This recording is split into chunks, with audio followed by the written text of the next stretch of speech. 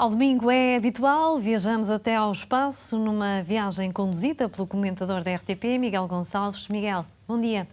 Esta semana começamos com a novidade do mundo dos asteroides e cometas. É verdade, olha, foi uma notícia que apareceu em muita comunicação social, como que anunciando uma espécie de novo recorde do Guinness astronómico, o asteroide mais próximo do Sol. É verdade, isto é um facto. Mas vamos primeiro contar esta história porque é deliciosa. Começa com energia escura. É uma câmara, é um telescópio que foi e que é utilizado para tentar perceber o que é energia escura, o maior componente do universo. Olha para aglomerados de galáxias para perceber o que é energia escura, mas olha, quando é utilizado esse telescópio, mais ou menos na altura de um bocadinho antes do nascer e do pôr do Sol, é a altura perfeita para ver o que é que existe ali de calhaus, autenticamente, asteroides de cometas mais próximos do Sol. E olha, foi o que aconteceu ainda este mês, a 13 de agosto. Esta câmara olhou para a direção do Sol e encontrou, de facto, um asteroide que orbita o nosso Sol a uma distância mais próxima, o chamado perigeu, de 20 milhões de quilómetros. Olha, para teres uma ideia, o perigeu de Mercúrio, o planeta mais próximo do Sol, é de 46 milhões de quilómetros. Portanto, este orbita muito mais próximo do Sol, no seu ponto, mais próximo do Sol, exatamente. Mas tem uma órbita muito esquisita, muito excêntrica. Olha, esta que nós estamos aqui a ver é uma órbita que o leva a cruzar a órbita de Mercúrio, mas também de Vênus. Ora, não é tanto o recorde do Guinness astronómico que interessa. Para a ciência interessa perceber quantos destes corpos é que existem em órbitas mais interiores ao nosso próprio planeta Terra, portanto, mais próximo de Vênus, de Mercúrio e também do Sol. E porquê? Porque interessa-nos também perceber, fazer os censos destes asteroides para perceber qual é a probabilidade deste tipo de corpos um dia colidir com a Terra. Esperemos que isso, obviamente, não aconteça. E, portanto, este é, sobretudo, o interesse em tentarmos perceber como é que, qual é a quantidade de corpos deste tipo que existem mais próximos do Sol. Daqui para a frente nós vamos ter, esperemos nós, cada vez mais telescópios com este tipo de capacidade de olhar para zonas muito brilhantes. Esta é a dificuldade de encontrar asteroides nestas regiões. O Sol é muito brilhante, o Sol esconde muitos desses asteroides e, portanto, quantos mais corpos deste tipo nós percebemos que existem ali à sua volta, então mais fácil será então percebermos também a quantidade destes asteroides que provavelmente vieram da cintura de asteroides entre Marte e Júpiter e foram captados pelos planetas interiores e pelo próprio Sol. Qual é o destino deste asteroide? Olha, daqui a muitos anos, estamos a falar de milhares ou milhões de anos, este asteroide provavelmente, pode chocar quer com Mercúrio, quer com Vênus, com a Terra talvez não, ou até mesmo colidir com o Sol, desaparecer para sempre, ou então, fruto da gravidade destes corpos, dos planetas e do Sol, ele ser expulso para o sistema solar exterior. Portanto, não é propriamente um destino muito feliz para este nosso amigo asteroide. Passamos de um asteroide para um cometa, e para um cometa também que andou aqui perto, relativamente perto. Estamos a falar do cometa Atlas. Este Atlas não é propriamente mitológico, é o acrónimo para Asteroid Terrestrial Impact Last Alert System.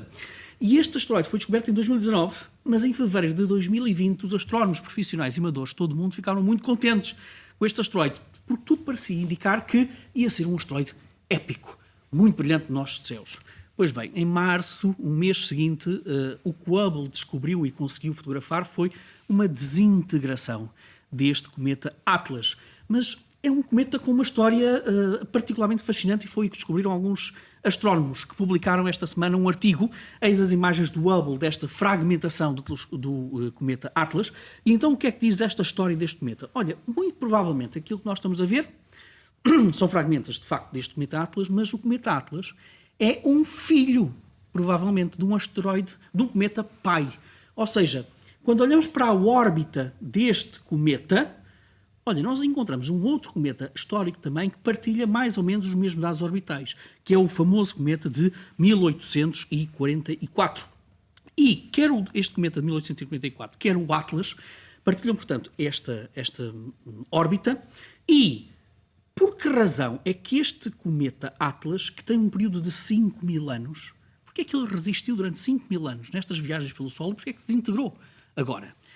Quando o Hubble analisou aqueles dois grupos de fragmentos deste cometa Atlas, percebeu o seguinte: provavelmente nós estamos aqui a falar de um cometa com estrutura, com densidades, com constituições muito diferentes ao longo da sua extensão. Temos ali zonas constituídas por mais rocha do que gelo e outras, precisamente o contrário, com mais gelo do que rocha.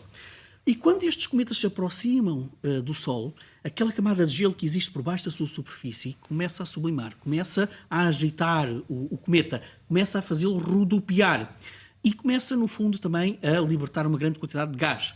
E isso explica por que razão é que nós temos cometas com a mesma órbita, mas velocidades diferentes. Repara, estamos a falar de um cometa que apareceu há 175 anos e o seu irmão apareceu agora. Tudo isto para explicar o quê? Que, muito provavelmente, nós temos mesmo uma grande quantidade de cometas ou de corpos deste tipo que são a junção de constituições muito diferentes na sua densidade. Nós já vimos isso noutros cometas, vimos isso em cometas que foram visitados por missões espaciais e, portanto, ter um cometa aqui tão próximo de nós, olha, ele desintegrou-se a 200 milhões de quilómetros do Sol, é uma oportunidade para também nós percebermos as densidades diferentes, as constituições diferentes deste tipo de cometas, que nós também conseguimos encontrar em asteroides. Miguel, e após o conceito de planetas vagabundos, a astronomia também nos prepara já há algum tempo para outro tipo de nómadas? Nómadas e vagabundos é autenticamente aquilo que nos conta esta investigação, que não é nova naquilo que é o seu conceito, mas sim naquilo que são os resultados das suas simulações. Nós estamos a falar de buracos negros supermaciços. Nós conhecemos sobretudo 3 grandes classes de buracos negros. Os buracos negros de massa estelar, correspondem ao colapso de uma estrela de grande massa na parte final da sua vida e, portanto, são os buracos negros de menor massa.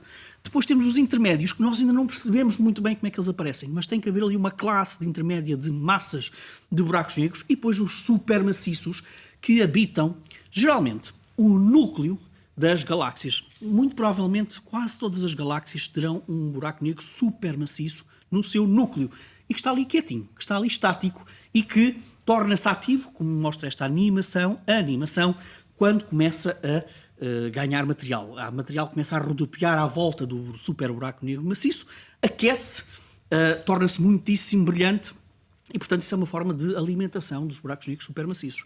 Esta investigação, que é agora publicada, diz-nos o seguinte: estes buracos negros supermaciços, se calhar, eles não têm que estar sempre estáticos ali no núcleo. Eles podem mesmo ser vagabundos.